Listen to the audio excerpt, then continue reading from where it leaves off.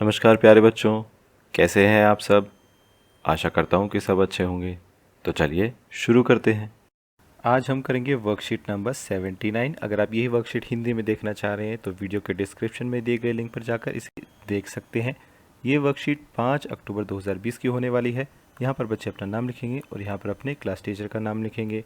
आज हमारी वर्कशीट का टाइटल है let's play the game of age, यानी हम एज को लेकर, उम्र को लेकर एक गेम यहाँ पर खेलने वाले हैं। ये गेम बड़ा ही मज़ेदार होने वाला है। आइए देखते हैं कैसे खेलना है। सबसे पहले यहाँ पर एक टेबल बनी हुई है, तालिका बनी हुई है। इसमें 4 कॉलम है, column A, column B, column C और कॉलम डी। ठीक है, और यहाँ पर कुछ बच्चों की फ़ोटो है। और यहाँ पर क्या लिखा है, इन कॉलम्स में कुछ नंबर लिखे हुए हैं। आइए देखते हैं इन कॉलम का क्या करना है और इन नंबर का क्या करना है। लेट अस अंडरस्टैंड, यानी आइए समझते हैं कि हमें क्या करना है। उसने बताया हुआ है सबसे पहले कि Mohan's age is in column A and column D but not in column B and column C. यानी वो ये कह रहा है कि मोहन जो है उसकी उम्र कौन से कॉलम में लिखी है, कॉलम ए में लिखी हुई है, यानी यहाँ कहीं लिखी हुई है, और कॉलम डी में यानी यहाँ कहीं भी लिखी हुई है। But not in column B, लेकिन यहाँ नहीं है और यहाँ भी नहीं है। Hence Mohan is 9 years old, तो इसलिए मोहन की उम्र कितनी है, 9 साल है। अब ये इसने कैसे निकाला, आइए एक बार देखते हैं। ये देखो, उसने हमें 3 बातें बोली हैं। ठीक है, क्या बोली हैं कि मोहन की एज इस कॉलम में भी लिखी हुई है, यानी कॉलम ए में, और इस कॉलम में भी लिखी हुई है। ये हो गई पहली बात। दूसरी बात क्या है, दूसरी बात यह है कि मोहन की एज इस कॉलम में यानी बी में और इस कॉलम में नहीं है। और तीसरी बात क्या बोली है कि मोहन की एज कितनी है, 9 साल है। तो आइए देखते हैं कि उसने ये 9 साल कैसे निकाले। हमें क्या करना है कि जैसे बी और सी में जो भी नंबर लिखे हैं वो उसने बोला है कि वो मोहन की एज नहीं है। ठीक है, तो बी और सी के जितने भी नंबर लिखे हैं वो सारे हम कॉलम ए और डी में से हटा देंगे एक एक करके। चलिए कॉलम बी से शुरू करते हैं। सबसे पहले है 2 नंबर। क्या कॉलम ए में और डी में कहीं 2 लिखा हुआ है, नहीं लिखा हुआ है, तो इसको हम छोड़ देंगे। ठीक है, फिर आता है 3। क्या कॉलम ए में या डी में 3 है, हाँ इसमें कॉलम ए में 3 है। तो 3 तो उसने बोला है कि जो बी कॉलम में है वो तो एज है ही नहीं, तो यानी ए कॉलम में जो 3 लिखा है वो भी उसकी एज नहीं है, 3 साल का तो नहीं है वो। फिर लिखा हुआ 6 नंबर। ठीक है, 6 लिखा हुआ है, तो क्या 6 ए और डी में कहीं पर है, नहीं है। फिर लिखा हुआ है 7। क्या 7 कहीं पर है, हाँ है, 7 को भी हम काट देंगे क्योंकि 7 भी उसकी एज नहीं है। फिर 10 लिखा हुआ है, क्या 10 है, हाँ 10 है, 10 भी उसकी एज नहीं है। ठीक है, फिर लिखा हुआ है 11, 11 काट देंगे। फिर लिखा हुआ है 14, 14 भी काट देंगे जहाँ कहीं भी होगा। फिर लिखा है 15, तो 15 भी हम काट देंगे। फिर कॉलम सी में कौन से हैं, क्योंकि कॉलम सी में जो लिखे हैं वो भी उसकी एज नहीं है, तो वो नंबर भी हम काट देंगे। जैसे 4, क्या 4 कॉलम ए और डी में कहीं लिखा है, नहीं लिखा है, तो 4 को भी हटाओ। 5 कहीं लिखा है, हाँ लिखा है, 5 को भी हटा दो। 6, 6 को भी हटा दो। 7 हटा दिया। 12 को हटाना है, ठीक है 12 को हटा दिया। 13 को भी हटाना है, 13 भी सही उत्तर नहीं है, 13 भी दोनों जगह से हटा दिया। 14, 15। ठीक है, अब हमारे पास देखो कौन कौन सा नंबर बच गया। एक तो ये 1 बच गया। ठीक है, सही आंसर कौन कौन सा हो सकता है, या तो 1 हो सकता है, या 9 हो सकता है, या 8 हो सकता है, या 9 हो सकता है। अब देखो उसने दूसरी बात क्या बोली थी, उसने दूसरी बात ये बोली थी कि मोहन की जो एज है वो इधर भी लिखी है और इधर भी लिखी है, यानी कॉलम ए में भी है और डी में भी। तो कॉलम ए और डी में कौन सा ऐसा नंबर बच गया जो दोनों तरफ लिखा है, वो है 9। तो इसलिए सही एज क्या हो गई, 9 साल। तो इस तरीके से आपको क्या करना है, इन्हीं 4 कॉलम में से इधर उधर नंबरों को ढूंढना है और सही आंसर निकालना है। चलिए एक बार अगला भी देख लेते हैं। फिर वो कह रहा है Roohi's age is in column B only, hence Roohi is 2 years old. यानी वो क्या कह रहा है कि रूही जो है उसकी एज सिर्फ इस कॉलम में है। ठीक है, यानी उसकी एज या जितने साल की वो है वो सिर्फ बी कॉलम में लिखा है। यानी हमें ऐसा नंबर ढूंढना है जो सिर्फ बी कॉलम में ही लिखा हो और कहीं पे नहीं लिखा हो। तो ये नंबर हम देख सकते हैं, नंबर 2, नंबर 2, और पूरे कॉलम्स में कहीं पर भी नहीं लिखा हुआ है। तो सही आंसर क्या है, 2 है।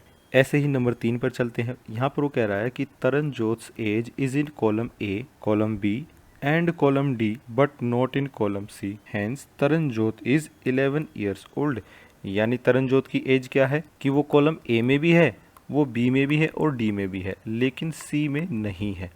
तो सबसे पहले तो हम ये देख लेते हैं कि कौन कौन से ऐसे नंबर हैं जो ए में भी आ रहे हैं, बी में भी आ रहे हैं और डी में भी आ रहे हैं। ठीक है, तो ऐसे नंबर कौन कौन से हैं? ऐसे नंबर हैं एक तो 11, ठीक है, 11 देखो इन तीनों कॉलम में आ रहा है। फिर एक ऐसा नंबर है 15, ठीक है, 15 भी तीनों में आ रहा है। बाकी कोई ऐसा नंबर नहीं है जो इन तीनों कॉलम में आ रहा हो, ठीक है। लेकिन वो क्या कह रहा है, उसने एक बात और बोली कि तरनजोत की एज कॉलम सी में नहीं है, यानी जो नंबर सी में लिखा है वो उसकी एज है ही नहीं। तो सी में 15 तो लिखा है, तो यानी 15 तो उसकी एज है ही नहीं, तो 15 वाला ऑप्शन तो गलत हो गया। ऑप्शन एक ही बचा जो कि क्या है, 11, ठीक है। तो 11 यहाँ पर सही आंसर है। फिर दिखा रहा है नंबर 4 पर, John's age is in column A, column B, column C as well as column D, hence John is 15 years old. यानी वो क्या कह रहा है कि जॉन की एज जो है वो सभी के सभी कॉलम में लिखी है, यानी एक ऐसा नंबर हमें ढूंढना है जो सभी के सभी कॉलम में लिखा हो। तो ऐसा सिर्फ एक ही नंबर है, वो है 15, जो कि हर एक कॉलम में लिखा है। तो ये यहाँ पर सही आंसर क्या है, 15 ईयर्स ओल्ड। आइए इसी तरीके से हम कुछ प्रॉब्लम्स का सॉल्यूशन ढूंढते हैं, जैसे कि let us try to solve these problems. आइए इन प्रॉब्लम को सॉल्व करने की कोशिश करते हैं। तो नंबर 1 पर वो पूछ रहा है, Rohit's age is present in column A and column C but not in column B and D, find the age of Rohit. आइए देखते हैं। वो ये कह रहा है कि रोहित की एज या तो इन नंबर में से है या इन नंबर में से है, ठीक है, और इन नंबर में से नहीं है, और किस में से नहीं है, इन नंबर में से नहीं है, ठीक है। यानी हमें यहाँ पर क्या करना है, हमें यहाँ पर सबसे पहले कॉलम ए और सी में से जो कॉमन नंबर हैं पहले तो वो निकालने हैं। फिर हम क्या करेंगे, फिर हम बी और डी के जितने नंबर हैं वो हम हटा देंगे ऑप्शन। आइए देखते हैं एक बार करके। सबसे पहले हम क्या देखेंगे कि ए और सी में कौन से ऐसे नंबर हैं जो दोनों कॉलम में आ रहे हैं। तो हमारे पास नंबर निकल के आते हैं 5, 7, 13 और 15, ठीक है। अब हमें क्या करना है, अब हमें ये करना है कि जो भी नंबर कॉलम बी में और डी में है वो हमें हटा देने हैं, काट देने हैं, ठीक है। आइए देखते हैं। हम ध्यान सिर्फ इन्हीं नंबर पे देंगे, कौन से पे, 5, 7, 13 और 15 पे। चलिए देखते हैं। सबसे पहले हम देखते हैं कॉलम बी में, क्या कॉलम बी में क्या इन 4 नंबर में से कोई नंबर आ रहा है? तो हाँ 7 आ रहा है, तो 7 को हम काट देंगे, 7 हमारा सही आंसर नहीं हो सकता। दूसरा नंबर है 15, तो 15 को भी काट देंगे, 15 भी हमारा सही आंसर नहीं हो सकता, ठीक है। चलिए अब हम देखते हैं कॉलम डी में। कॉलम डी में क्या कोई और नंबर 5 या 13 आ रहा है? हाँ 13 आ रहा है सर, तो हम 13 को भी काट देंगे, ठीक है। तो हमारा सही आंसर क्या हो गया, सही आंसर हो गया 5। आइए 5 लिख लेते हैं। ये लीजिए आप लिख सकते हैं 5 ईयर्स ओल्ड।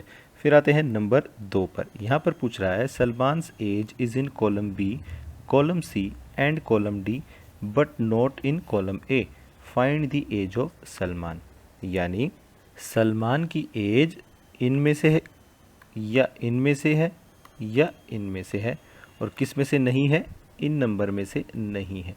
तो हमें ऐसे नंबर ढूंढने हैं जो इन तीनों में आते हों और इसमें ना आते हों। तो ऐसा नंबर हम देख सकते हैं, ऐसा नंबर है 14।